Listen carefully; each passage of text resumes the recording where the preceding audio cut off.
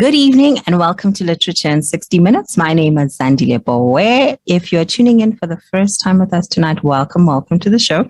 I hope you are going to be a standing audience and listener from today. But this show is about books, all things poetry, any kind of literary material we deal with on this show.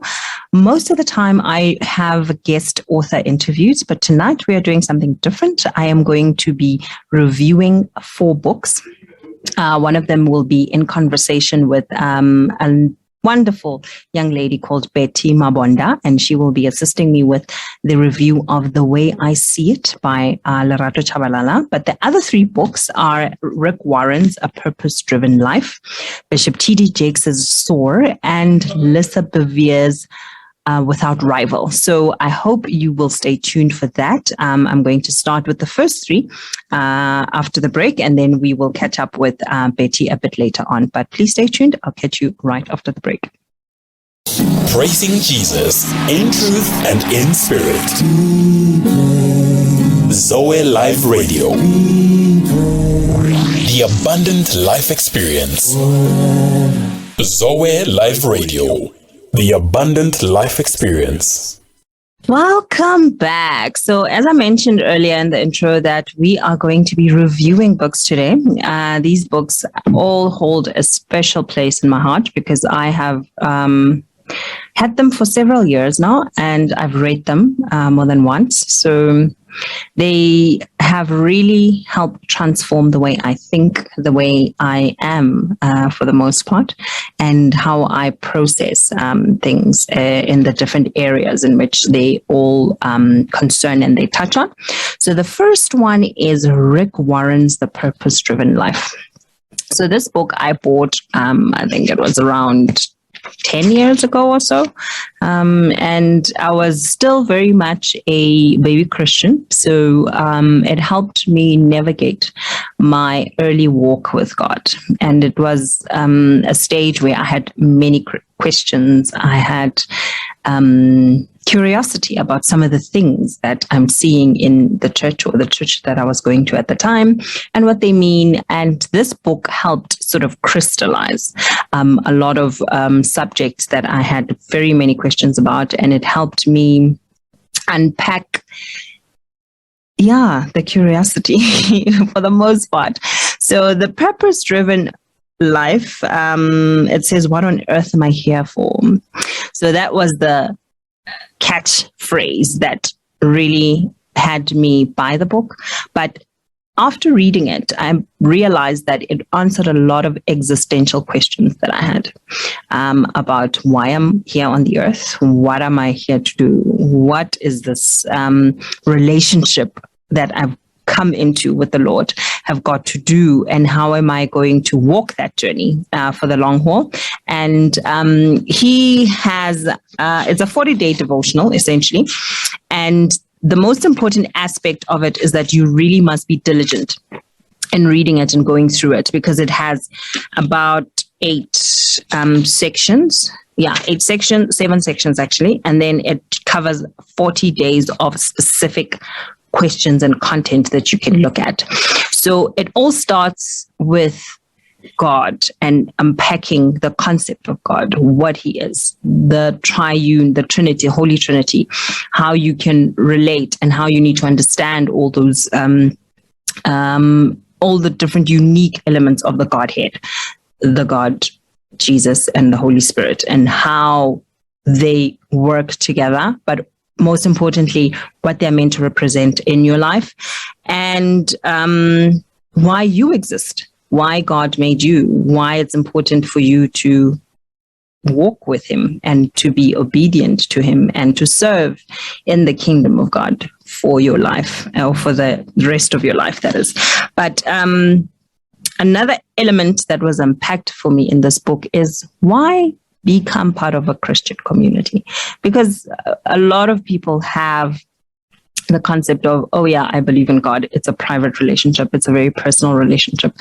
Not many people need to get involved there, but we are called to serve, because we are relational beings and we are meant to grow and be nurtured in community. And also people help chisel us. People help refine us. People help develop us, our character, our personality for the most part, because you can decide what kind of person you are until you are put in community. Then you realize, oh my gosh, I'm not really necessarily what I thought I was. So that whole mix of why you belong to a church family and why you need to embrace and serve in your church family, most essentially. But I just want to point out, it also talks about prayer. It talks about the necessity of developing a friendship with God, and the cultivation of community.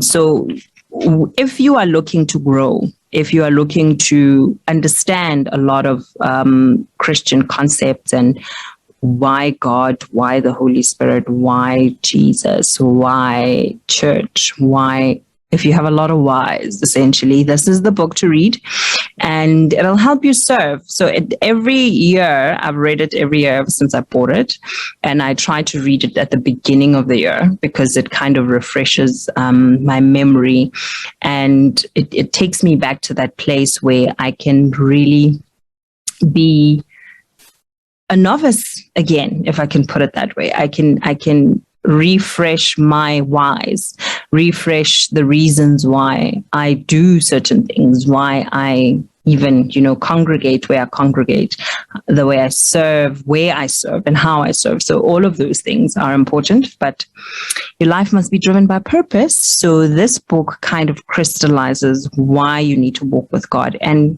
essentially how to do it if you are struggling in that area. So the second one is Bishop T.D. Jakes' Soar. So this book I bought, I think it was let me see where I signed here. Yeah, 2017. And what was great about reading this particular one was just the fact that I was toying with the idea of going or starting a business, my own or in partnership with somebody else.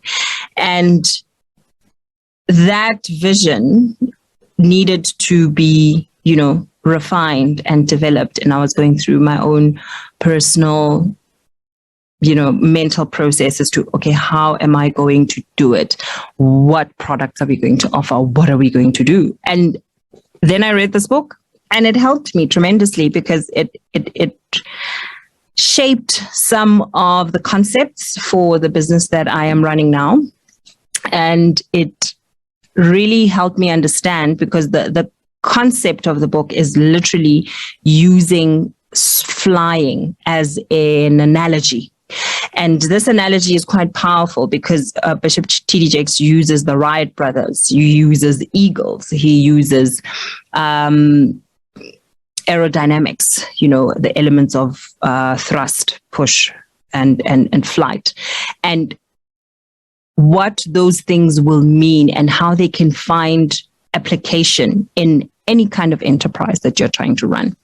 So building something, it may not be a business, it may be a ministry, it may be a passion that a passion project that you really want to see come to life. And any kind of thing that you want to build, any kind of legacy that you want to establish. This book is a great resource to have, to look at your process, look at how you are thinking about something, look at elements of longevity. It even helps you think about how you're going to market your business. He covers a lot. He talks about also the resiliency required in building anything that has worth and anything that is worthwhile, that will stand the test of time, essentially. So it's important for one to not just look at the financial, monetary aspect of what you're going to get out of a particular enterprise or a ministry or whatever it is that you want to do, the output. Take the output out, but look at the process and process yourself first. Look at your strengths, your abilities, your limitations, your weaknesses as well, and look at how you are going to compensate for the areas in which you necessarily will not be able to be forthcoming with effort or initiative or resources in that area. So find ways of looking at your enterprise, your ministry, your dream, your passion from a 360-degree angle. And that will be the best place to take off. That will be the best place to sort of venture out and try something from a knowledge point of view, from a point of view that is quite refined and processed, and you kind of know where you want to go and what you want to build.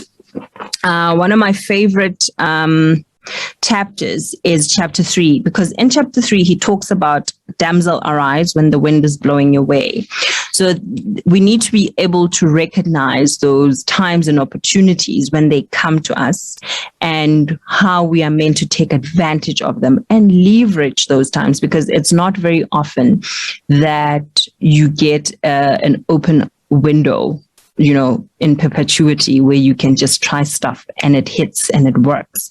So you need to also have that discernment of knowing and recognizing that this is an opening and this is what I am required to do to step up to this moment, to take advantage of this moment, and realize, you know, the benefits that come with it in the long haul. But overcoming the limitations that you have, overcoming the type of things that kind of limit you. Maybe you lack confidence. Maybe you don't have the money to take advantage of certain opportunities, but you have to have the wherewithal to pull out of your inner man, not just, you know, your flesh man. Pull out of your inner man that which you know is able to do any and all things. So this book is powerful. If you can read it, he's since released 2 other books, Crushing and Don't Drop the Mic, which I am yet to read. But this I highly recommend. You really need to try and get a hold of it and read it. Finish it, please, because sometimes we read books and we don't finish them. And the third one is Without Rival. Now, Lisa Bevere is a powerful woman of God. And what I really appreciate about Lisa is that she, like her husband, is a tell it like it is kind of person. So the subtitle of the book is Embrace Your Identity and Purpose in an Age of Confusion and Comparison. This book hit home for me because, I tend to, I'm very averse to comparison. And, this book helps me understand why, because the uniqueness in which we are all created really needs to maintain its purity, because if you sort of say, but God, why didn't you give me like you gave the other? You sort of limit the potency of what you have received in and of yourself. So there's room for comparison, and I know that we live in a world that is very competitive by comparison. So we need to get back to that place where we look at each of ourselves as individuals and merit that, not look at it in contrast to. So this book helped me do that, because as sometimes a young woman, you tend to look at your surroundings. You look at yourself, number one, from a body perspective. You think, oh my gosh, I don't look like this, I don't look like that, which will then not allow me to have or access 1, 2, 3. And then you look at the church environment, the spirit realm. Then you have, certain characters which are much more ostentatious than you are. Maybe you are an introvert, or you are a person who is not very, out there. So then there are people who are strong in a particular area and they're out there and they do it so effortlessly. And you admire that. It's important to learn to admire things and compliment things in other people without envying them. And that is a big trick.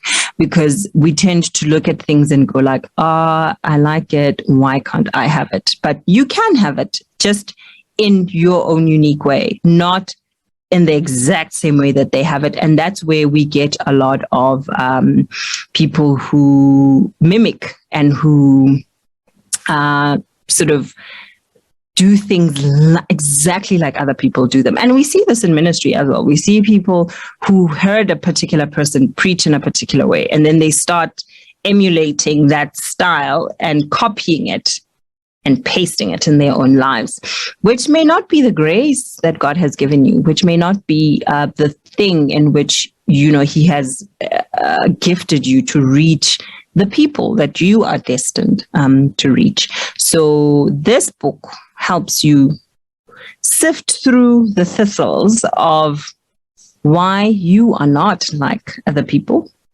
and why you should embrace that, why you should honor what you have gotten from the Lord as a gift, as a grace, and use that and operate in that. The other day I read quite a great post from Trevor Sturman, and he said something like, I now see why it's important for me to stay in my magic. So we all have a magic in which we must stay in. And in that place, when we dig deeper, when we refine, just like, a mine, if you dig deep enough and there's a treasure there, you will unearth it. And it's important for us to understand that what we have is just as valuable as what the next person has. And what is important and what distinguishes us is how well we stay in our magic, how well we honor our gift, our calling, the thing that God has given us, and use that in service and for his glory. So without rival is just to say that you do not need to compare or compete with anybody, but just get better as an individual. Eliminate the confusion. There's this whole chapter where she talks about social media. And that chapter is so, so deep, because we have really exposed ourselves. I think social media is just a classic example of overexposure, where you are just experiencing, it's a sensory overload. You're just experiencing the world of Gabrielle Union, the world of Elon Musk, the world of Jay-Z and Beyonce, the world of Juanita Bainham. You are being pulled in so many different directions. And if you're not careful, if you're not seeped in your identity and in knowing who you are and what you are meant to do in this world, hey man, it can mess you up. It can mess you up in a big, big, major way. But yeah, so read all three of these books. Very, very key, very, very important. They will refine and develop and make you think, most importantly. I love books that make me think. So I brought these three to you today. So hopefully sometime soon I will be able to chat about others that I'm currently reading. I know this month we are reading Women Evolve in the Zoe Live book club. So that will also unpack with Betty in the coming month after we've had the book club on the 27th of November. If you still want to join, you still have time, you can contact me directly. You can either reach out to me via the socials or socials are the best. I don't like giving out my number, so socials are the best. But in any case, right after the break, I am going to be chatting to Upeti Mabonda, and she is going to be telling us about our book club read for September, which is The Way I See It by Ulerato Shabalala. This is not a Christian book, but it's an important book for women because its subtitles The Musing of a Black Woman in the Rainbow Nation. And we got some issues that we have to unpack and some things that we really have to reckon with as women in this here nation. But yeah, that's coming up right after the break. So please stay tuned. I will catch up with you then. Zoe Life Radio, the abundant life experience.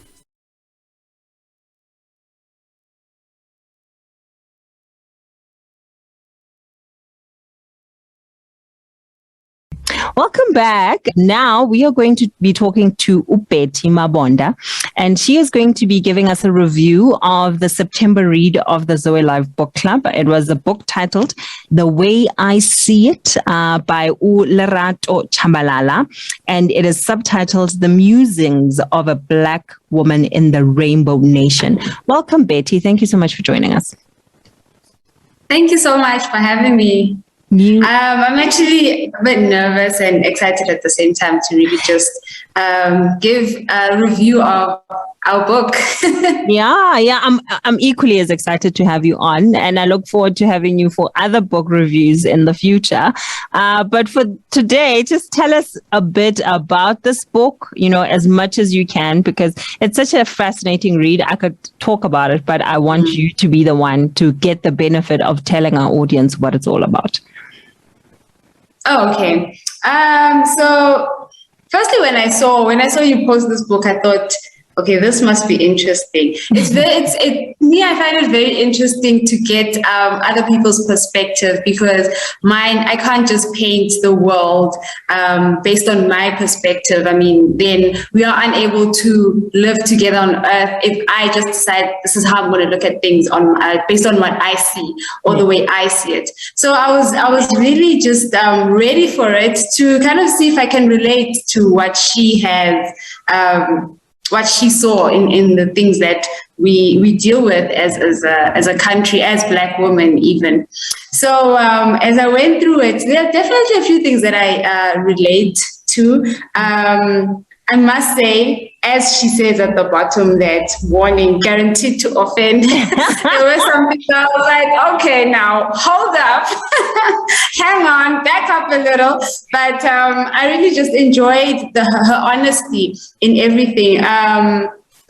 Where I felt I was just like, I'm going to hold on to my seat and really just hear her out was when she spoke about the race part. I know that is with me, or I think with most Black women. I don't know, but I'm speaking for me actually. That the race card comes up every time. I try not to use it myself, but sometimes I find myself just really just filtering what a white person is saying and trying to pick out, you being racist right now. And she pointed out a lot of things that are racist.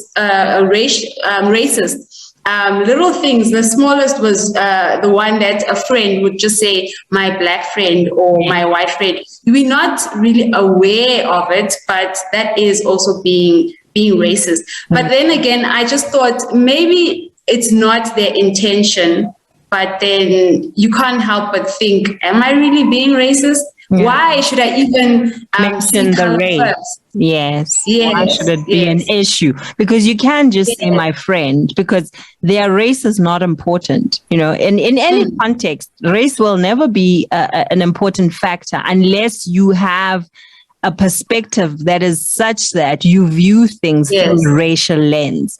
So when you say your friend, there shouldn't be any further investigation as to what race they are. 100%. So I also agreed with that, without me butting into your commentary, but what other subjects did she cover that you felt like, this hits home, this really hits home?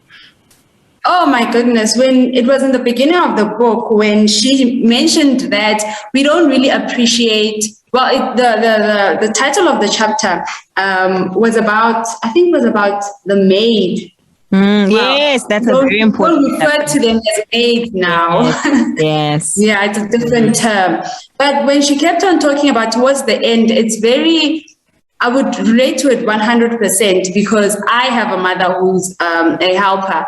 And I did at some point feel that our relationship we weren't as close as I'd hoped would be, because now she's always been committed into her work. Yeah. And I feel that in most cases, they are not appreciated for that, because they are really just putting aside what they would potentially have with their children, but then just putting first the job and making money. This is the essential part of life for me, to feed my children. And at the end, she's now raising someone else's kids.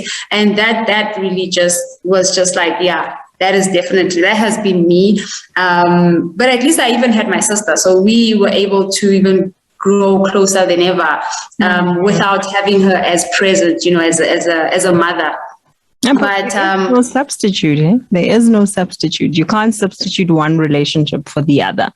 I completely felt what she said, because I'm someone who employs helpers currently, because I have small children, and I completely agree with what she says. And I've also then, maybe it does help, maybe it doesn't help, but even with our own jobs, as professionals, there's a certain level of sacrifice that goes into having a profession and being a mother at the same time. But I think maids more so, because if they are stay-in, then it's an even bigger sacrifice. They live a portion of their lives looking after the kids of another person and living in another household effectively, just so they are able to make ends meet for their own family. So it's a huge and major sacrifice that goes underappreciated a lot of the time.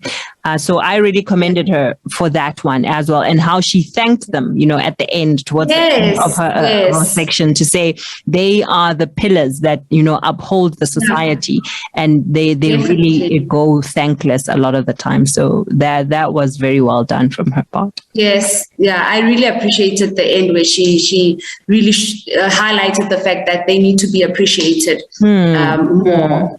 Yeah. Compensated accordingly too. Yes, definitely.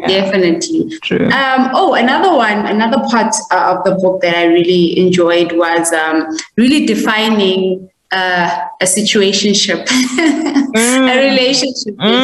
Come on. I'm actually glad I never found myself or put myself in a situationship, but then I was able to now define and able to see them for what they are, what these relationships are actually. So, and also she highlighted the fact that there is also within the situationship, you could be strung along and without you actually noticing or knowing about it. I think that was very important. I felt that I needed that, because I feel like I'm someone who could be easily manipulated. So are many of us, when we are in love and looking at the best of a situation and hoping, for the best outcome, we really can be naive and gullible all the time in that context. Yes. Yeah. Another one that really highlighted or where I felt that was very important for me is the part where she spoke about relationships or friendships, really to see them for what they are and define them for what they are. And I think it's very important to check these associations and eliminate a few people, because sometimes, like I said, that I'm easily manipulated. I may not see a frenemy. Like if that person is staring me right in the face, so I think it's very important to really see these signs and look at them for what they are, because I think I struggle with that. Sometimes I give people the benefit of the doubt and try to see things in a way that maybe I try to sugarcoat or to try to paint a different picture and try to convince myself that maybe it's not what it is. Maybe I'm making things up, but when in actual fact it is what it is. And it's very important to just be aware of these relationships and friendships and see people for who they are at the end of the day, because not everyone will be rooting for you. And female friendships are a minefield to navigate a lot of the time, because you navigate issues of subliminal jealousy, subliminal someone envy, as a big part of it, because you think, my best friend is my I'm their best friend. For instance, if someone is your best friend, you assume that you are their best friend as well. Yes, That's just right. Yes. No. Yeah, no, you are the best friend to them, but not necessarily the other way around. Yeah. So there's a lot to navigate there, a lot of pent emotion we can experience in these friendships. And I felt, some of the pain that she expressed when she was voicing out her idea to a friend, and that person essentially told her it won't succeed. You get confronted by things like that sometimes, and you're like, I thought you were meant to be in my corner, man. So it's really hard sometimes having friendships with females. And it's also equally hard because she had a best friend who was a male, which is something that I can't relate to, because I've always struggled with platonic male-female relationships. It always becomes a challenge. I know how to keep a healthy distance between, myself and a guy. And I've had guy friends who I've kept for many years, and they are genuinely and legitimately friends. But I just think there's a level of distance, healthy distance, that also needs to be maintained with friendships of that nature, because I've never had like a buddy, close who I talk to every other day friend who is a male. That side of things I couldn't relate to. But female friendships, that fraternity is is a hard one to navigate. Yeah, and the upsetting part is that let me speak for myself. I would actually not see it for what it is, and rather just think, if I was in her shoes, I think I would think around the lines of, oh no, she's being honest with me, or oh no, she's showing me the negative side, or a blind spot that I'm not seeing. Yes, a blind spot, exactly. That's what I would actually feel or initially think. Then just seeing that this girl is not the one. Yeah, she is just straight up hating on you and wanting to belittle you, your ideas, everything you're about, trying to make themselves out to be better than you. And it's a very real thing. And then you find the polar opposite, which are people who really are for you, people who really love you, and who are authentic, and who are, genuine in every way. They're very sincere in how they deal with you as a person, through the different phases of your life, because sometimes friendships really do take a different turn when different things in life happen to you guys, and that's completely okay. But that frenemy vibe is a very real thing. Okay, is there any other topic that sprung out at you that you felt like, people gotta hear about this one? Every family has one. I felt that there were boxes there of like tick, definitely, just going through it, because from the list there's like the broke cousin, the professional student, the fertile niece. There's just a lot. The drunk, there's just really a lot.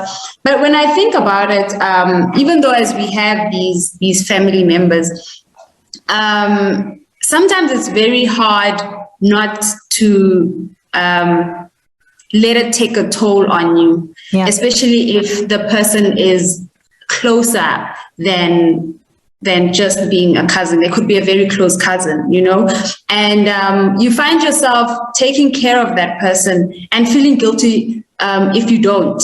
That person now becomes your responsibility at the end of the day. And I think that's just the sad part about it, because I think most of us take on that responsibility, especially if that person is a sibling that's much closer. Even we take care of, like, for example, the fertile niece. I think, the fertile niece.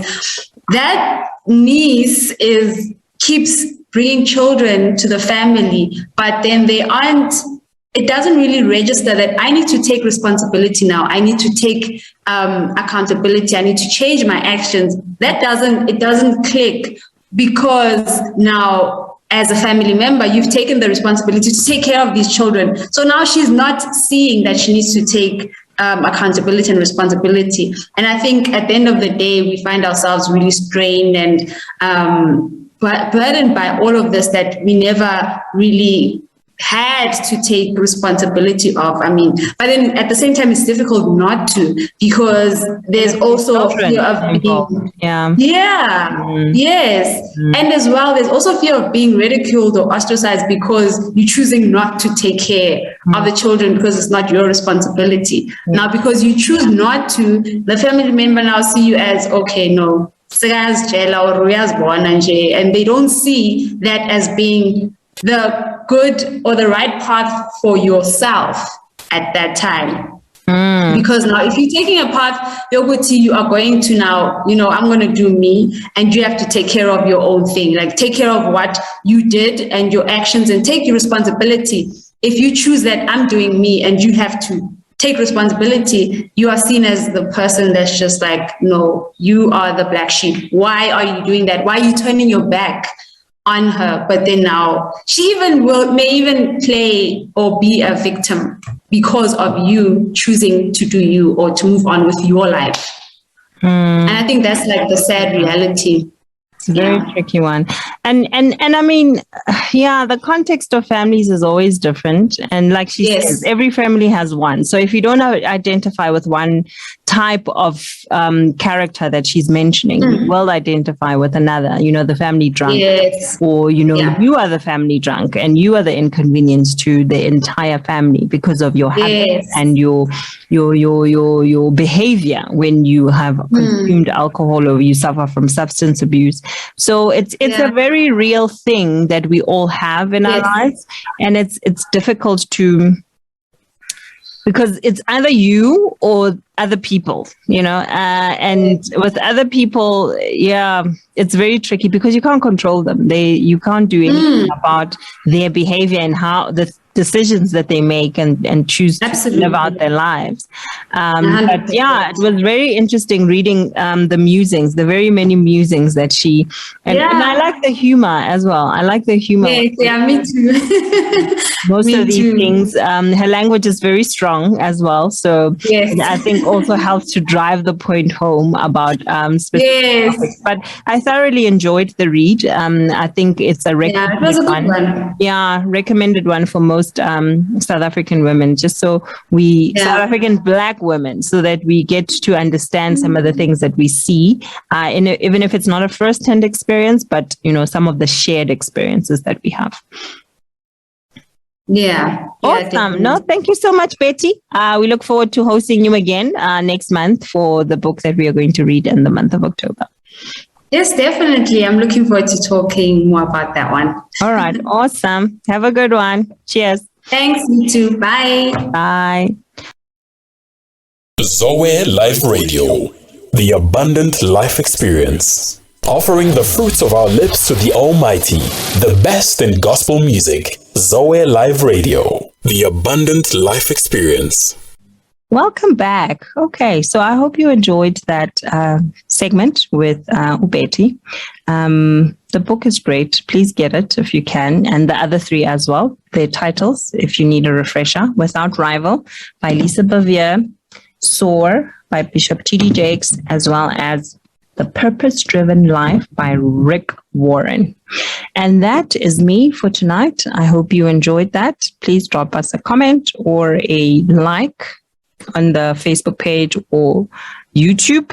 And that would be it for me this week. Have a fruitful one going into the coming week. And I'll catch you again next week. Next week, I'm definitely going to have an author interview. And that's going to be a good one because I'm going to have a very great and interesting chat with him. Very interesting gentleman. But look forward to that. We'll catch each other next week again. God bless. Bye.